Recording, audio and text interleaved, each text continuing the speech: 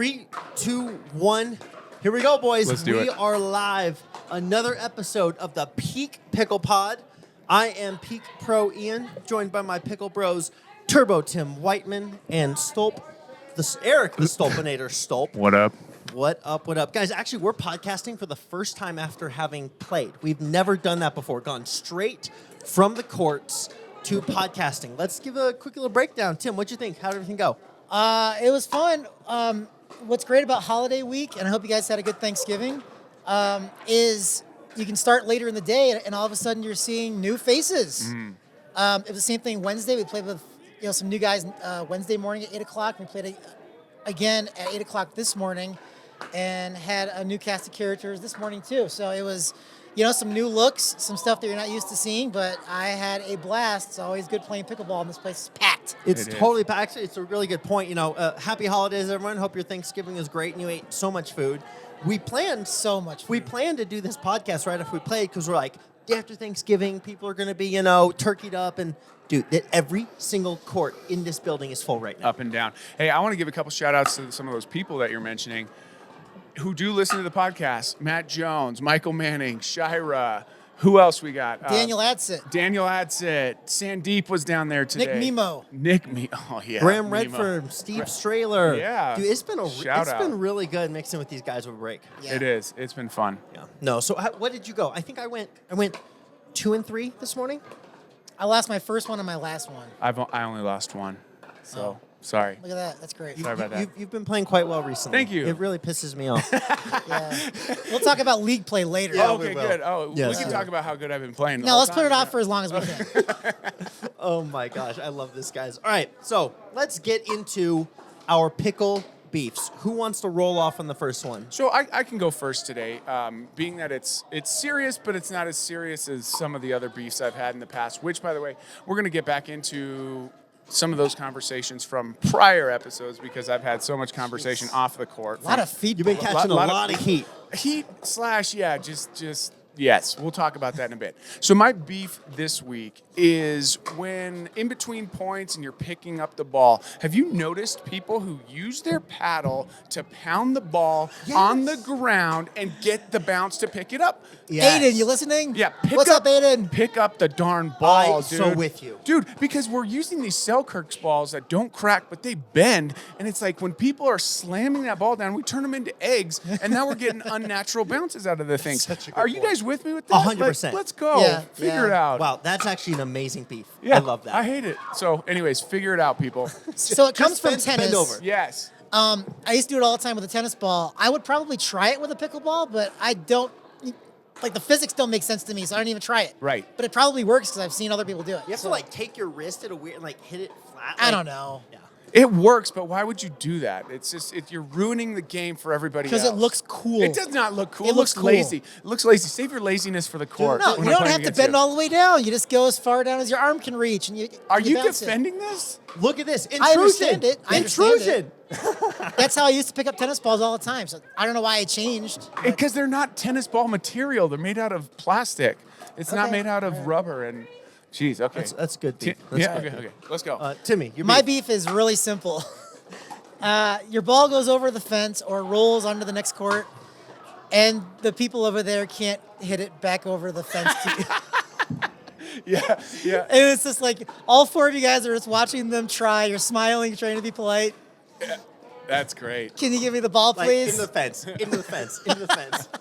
It's like, oh, sorry. Yeah, that's cute. Can I have the ball, though? Tell how- This is serious over How here. good someone is when they have to hit it 3 courts and it's perfectly on target right to somebody, or do like you do and just throw it. the Oh, Yes. entire yeah. distance. Dude, that's it. You never know when scouts are around, so I'm always showing off the cannon. It's an opportunity to show some athleticism or something. Don't Right. miss that shot. Right. That's the Right. most important shot in pickleball. Get the ball over to the people that hit it over to your court. I want to call out 2 people specifically who suck at throwing the ball. Banu and Jared Menard. Those guys need to learn how to throw. Dude, it's that Asian influence over there. I don't know. Yeah, so I don't know. Some of the best baseball players have that Asian influence, so That's no true. excuse. No Well, excuse. though that's Indian and Singaporean, our boys there. So. Yeah, well, get better, Banu and Jared. You can do Asia's be, big. Be better. Be better. Hey, there's a lot of Asia. Oh, it's so funny. Yeah, my beef is, and so we've started the junior academy here at Peak Pickball. It's been a wild success. way beyond my expectations, particularly because these kids are unbelievably good. Like, if I had to, now this is subjective, but if I had to age adjust how good these kids are in my academy, we've got 2 5-0s, probably got 6 4-5s, and then 10 4-0s. Wow. And they're like the 13, 14, couple 12-year-olds. The really, really good one is 11. It's like, where did these kids come from? I don't know. How are you that good? I didn't think they had programs out there, so why are they good already?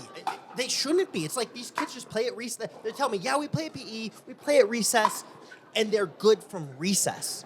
Like, if they were, like, you know, obviously we as adults, we're bigger, faster, stronger, but when it just if you just isolate the technique, I'm like, dude, some of these kids might be better. They got a good IQ for the game, good patience, good poise. They're fun, like they're encouraging to each other. It's like, I don't know. It's my beef. It's like They're better than you, is your beef? dude. You know, I told some of them, if you guys keep training for the next couple of years, by the time they're 15 or 16, they're gonna leave me behind. Dang. Like it's really cool. But my beef is I didn't discover pickleball earlier because these kids are unbelievable. So this could have been my beef as well, because I bring my 2 kids to this, and they are what I thought the other kids would be, which is, sure, they've hit some pickleballs before, but they're really inconsistent. They can't always get the ball in the court. They don't have the swing intelligence at this point, right? These other kids all do. So it's like, oh, my kids can still play with each other, I guess, but they can't play with too many of these kids. Yeah, no. So that's a bummer. We actually laughed about it. My 10-year-old Haley also comes, and I'm glad that she comes. Yeah, well, it's funny. We thought our kids were really okay. Like, they had some exposure. I thought they were ahead of the curve because they have pickleball playing parents. They are way behind the curve. They're behind the curve. They're behind the curve. It's crazy. Well, and what's going to be crazy is that 11-year-old that you just talked about choosing pickleball over other sports, right? Like, it's like if you dedicate yourself to a given sport, you can be really good. But these 11-year-olds are going to be pulled to football, basketball, baseball. So that's going to be your challenge, is keeping those guys on the court, those guys and gals on the court at that young age. Well, word of advice, actually, this is interesting. We all know the prestigious Anna Lee Waters went pro at 12 years old. I think she's 17 now. She's been the best female player for the last 3 years, probably.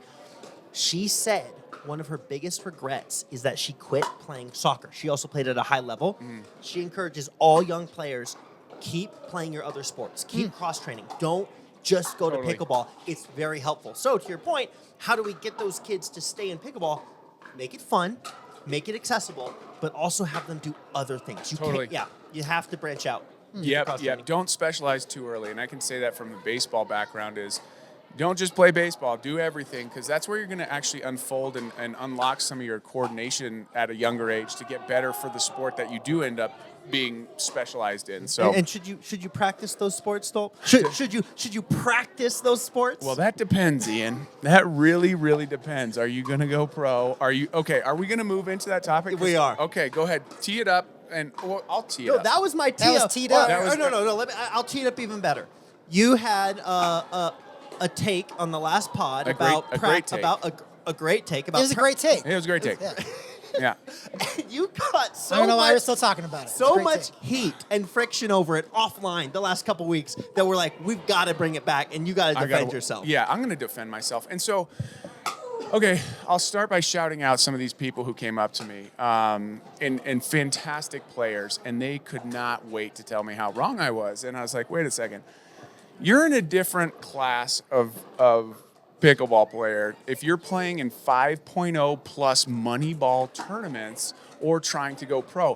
Which, when I said that and I looked in the camera, I said, hey, America, you're not going pro. Turns out I actually know a few guys that are trying to go pro, and it rubbed them the wrong way. And one individual came up to me and said, if I'm going to play in a 5.0 plus, thousands of dollars on the line tournament, I will drill more than I play. And I say, that makes a ton of sense to me. That absolutely makes sense. Now, but for the masses, that's not who I'm talking about. I'm not talking about the 3-0. Well, yeah, you're not going to go pro.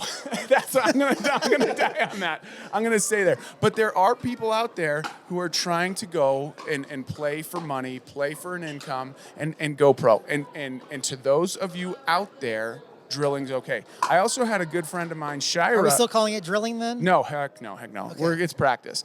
Shira said something that was interesting that I want to bring up on the podcast. He said, He said, Shira, super stud, Shira backhand, Larkin. Shira Yeah. Larkin, superstar going pro, trying well, to go pro. I don't know if he's trying to go pro. His whole thing was, I just want to see where my potential can be. Like, I want to see how high my ceiling can go. And I'm like, you know what?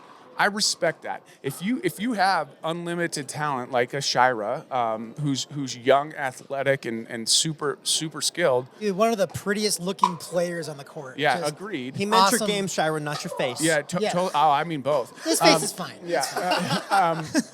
He wanted us to see how high he can go. I don't knock that. So hey, if you have a bad, if you don't like what I said about practice, come talk to me. And if you're, you know, I heard, oh, you can't get the same amount of touches practicing one shot in a game. It's like, yeah, but you're not going to see that same look in a game. You have to elevate yourself to execute on the game level. And that's where that league that we're all a part of has really helped elevate a lot of people's games, is because we're seeing high-level competition and having to execute shots consistently to win. So anyways, I walked it back a little bit. For those out there, I love you. Go pro, do your thing. Point me in.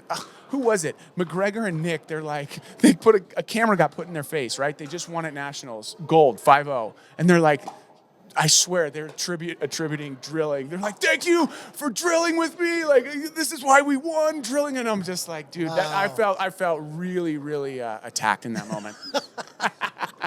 But don't forget, if you're 3-0, you're hopeless. So don't practice. Yeah, no, just play more games. Play more games at a competitive level. If you're 3-0, you can get to 4-0 playing competitively. Play more than you practice at 3-0. That's my point. You can still go pro at 3-0. Just play more.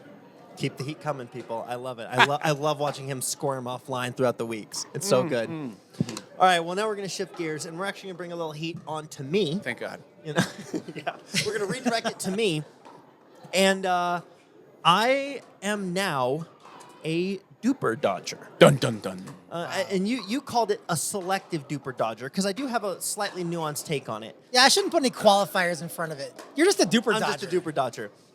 I have not been winning a lot of games when we play DUPR, and I am just hemorrhaging DUPR. And my position on it, for me personally, like it's got a two-part. The first part is just my own internal thoughts, is why am I going to play DUPR next to someone when I get a randomized partner? Because what we do with these 5 a.m.s, big group of guys, we randomize it. It's random, it's fair. But, you know, there's a pretty big swath of talent that we play with in that morning. You know, guys are good at different things. Some guys are older, some guys are younger. And It's legitimately a full DUPR point worth Yeah. of difference, right? For sure. there is for in some cases, there is a 5-2 to 4-5 or something. Correct. Yeah, There's yeah. a massive spread. And I treat competition, I treat tournaments, and I treat DUPR mentally much differently than I treat rec play. And I was talking to Nick Mimo today, and there are people who don't do that. And so I think the expectations are different on those days, and I can be intense. I can put a lot of pressure on my partner. And so the first part is I am now going to dodge DUPR unless I can pick my partner who I'm going into battle with. I'll accept a challenge all day long, regardless of who you are, as long as I can pick the person I'm standing next to. And that's my first caveat. And then I was talking to Jason Moeller about it. He actually, and I don't know how far into Colorado this spreads, but he was saying that out in the senior pro circuit where he plays, if guys see that you have over 100 games in DUPR, they look at you and go, what, are you putting in rec games? They don't accept rec games as valid DUPR inputs. Sure. They think it should only be tournaments, only be competition, and they're like I've got, I think, over 400 games now in there. Those guys would look, and outside Colorado, they would look at how many games I have in DUPR and be like, how are you doing that? Are you just putting in your rec games? And they frown upon it. So I'm curious what your take is on both of those points. Well, what happens if you are in every tournament in the whole world and you have over 400 games? Like, then are they going to frown on you, or they're I just mean, like, we can look. Yeah, it's just too many games. yeah, it's just too many games. You're playing too much, dude. I mean, it depends. I wonder how many games the pros can actually get, you know?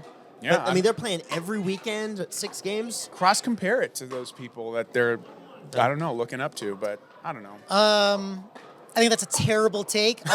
All due respect, Jason, love you.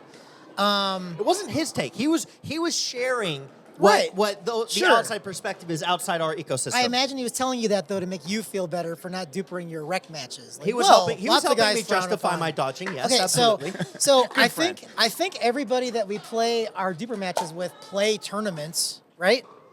These Yeah. are all tournament players.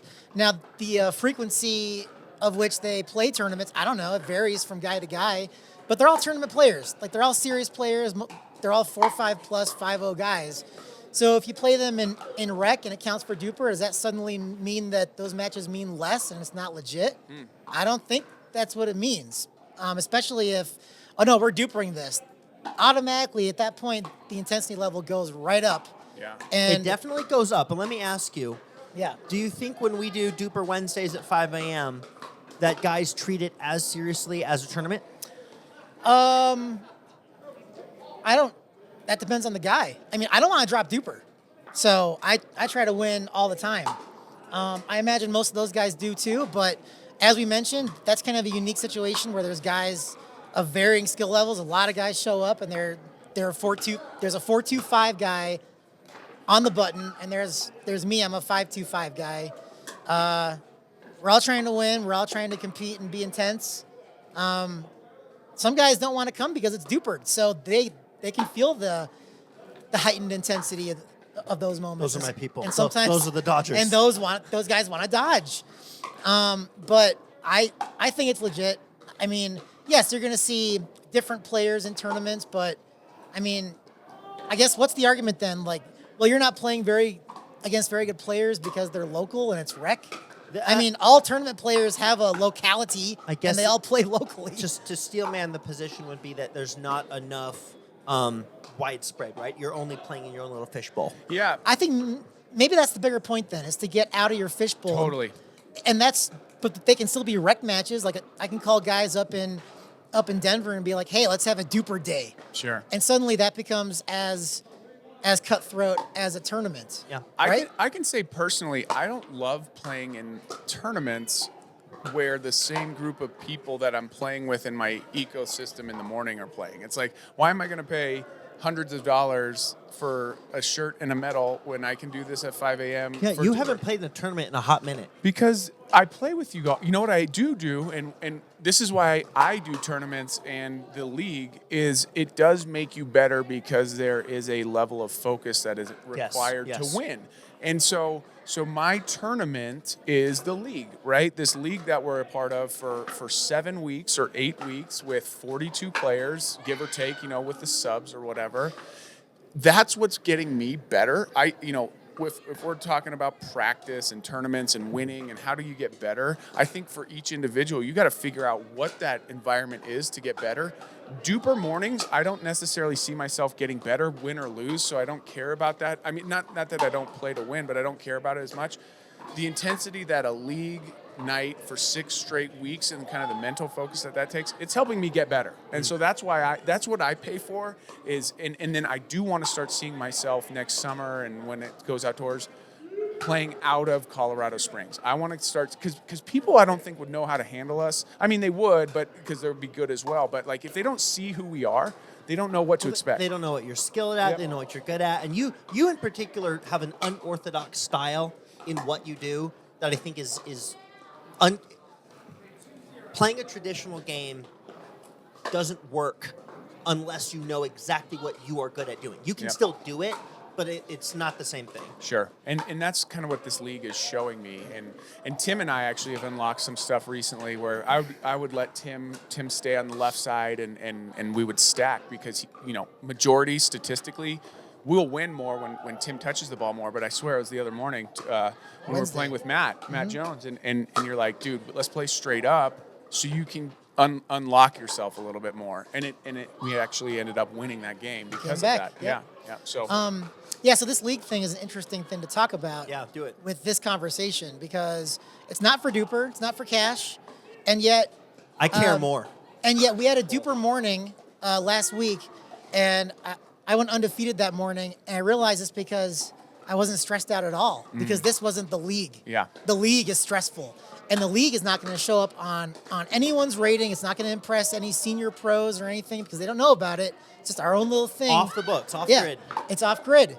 And it's the most intense thing that I've ever done in pickleball. Yeah. It doesn't count for anything except for our own pride. But there are stats. So like, Okay, so yes, I wanted to talk about this last week. Go into it. I kept forgetting to talk about this last week.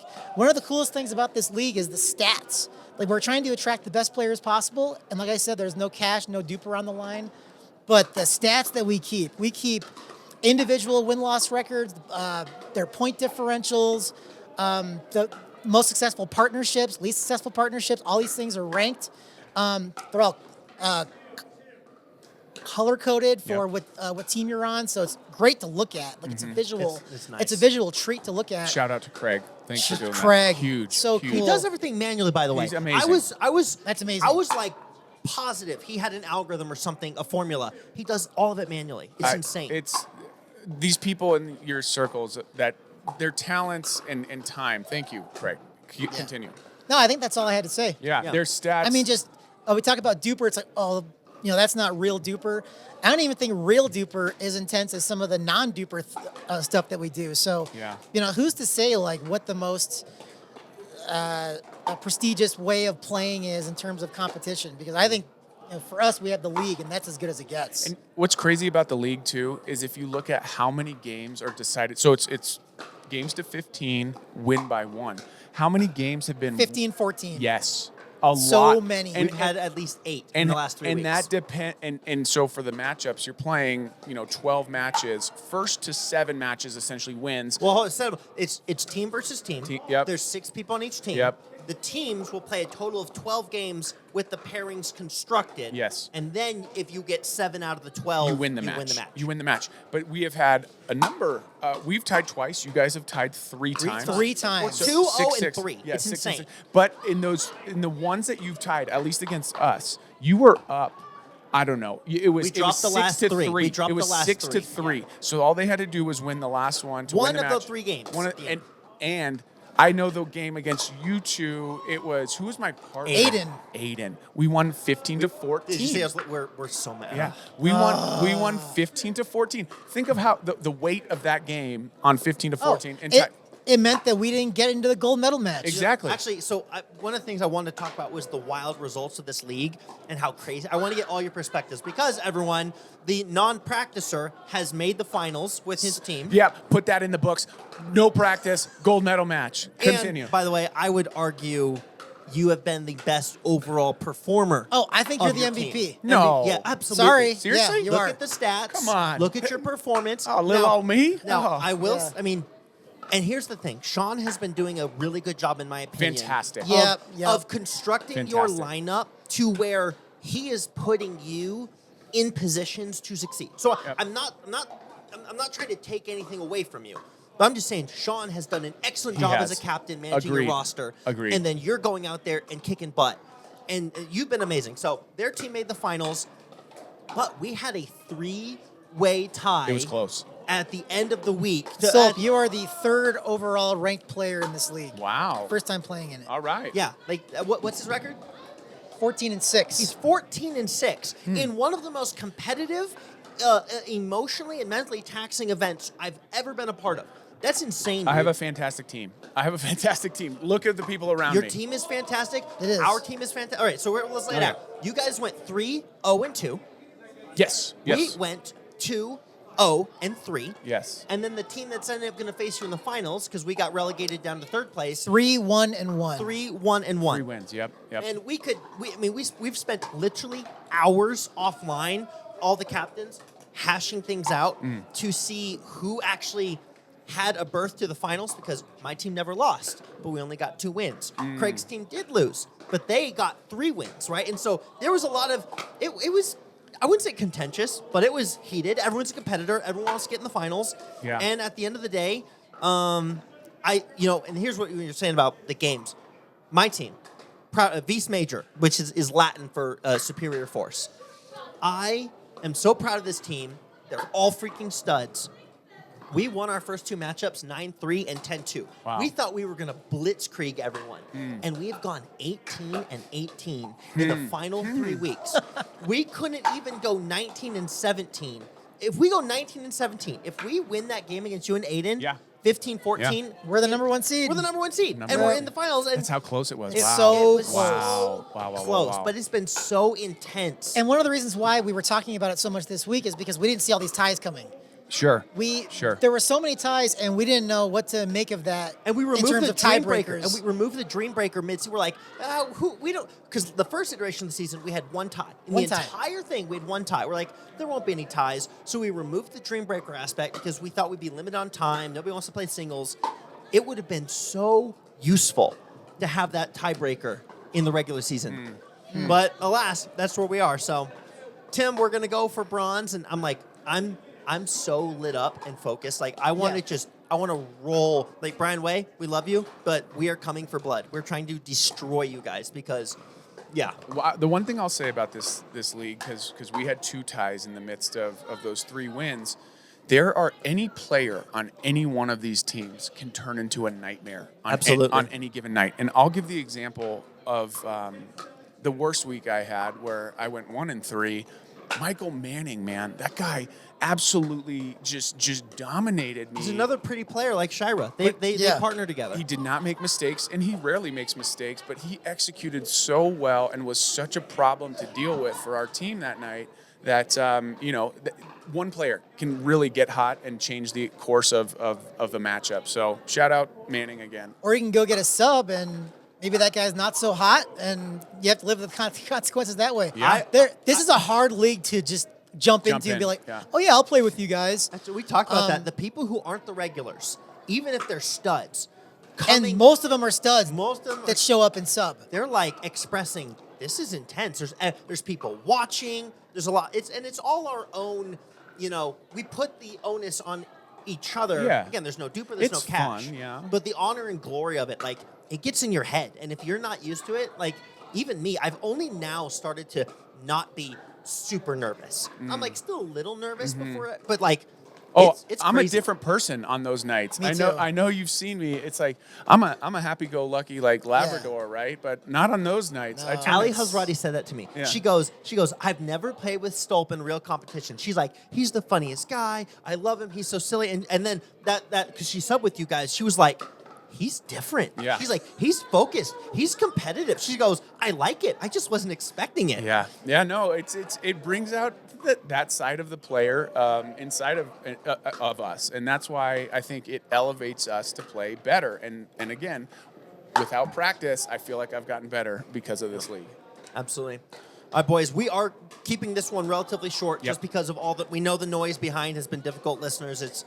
We did our best, but I want to finish up with the worst shot to miss in pickleball.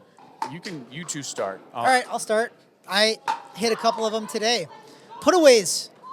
Missing a putaway. Like you can miss all kinds of shots, and it just happens within the course of the flow of the match, and it's forgivable because you're being pushed all the time.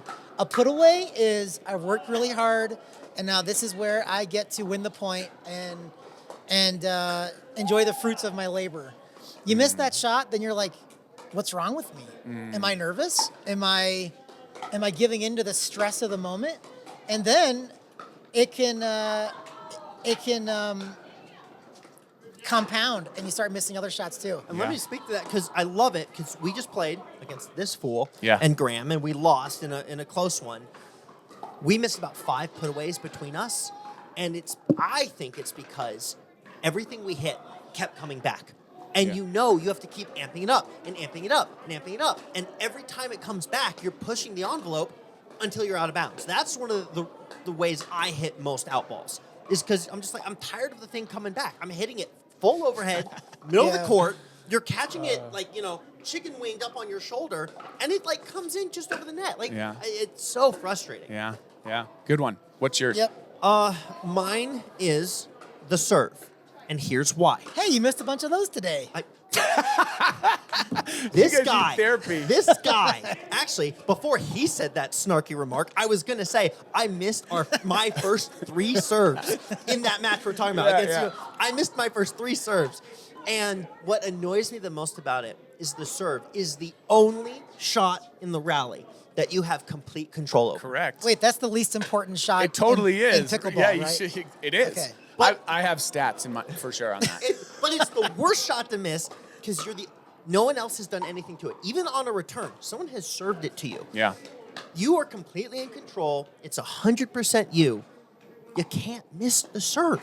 And it just like demoralizes me Yeah. so badly. Well, So why do you miss serves? Because What goes into it? Because I'm going for too much.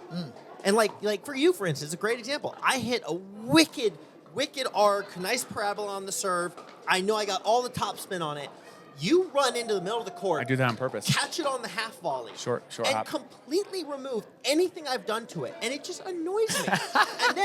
and then you line up on right in the middle of the court. So I'm like, I'm gonna get to this guy's backhand because he doesn't have a backhand, and so I cut that False. hard line, and then you run into your forehand. False. And I'm gonna get to we play this game. How did I'm it gonna work out? Get to your back. Well, because I hit it out. Oh. I'm gonna get to your backhand, and then I Interesting. hit it out wide. So that's my fault you hit it out.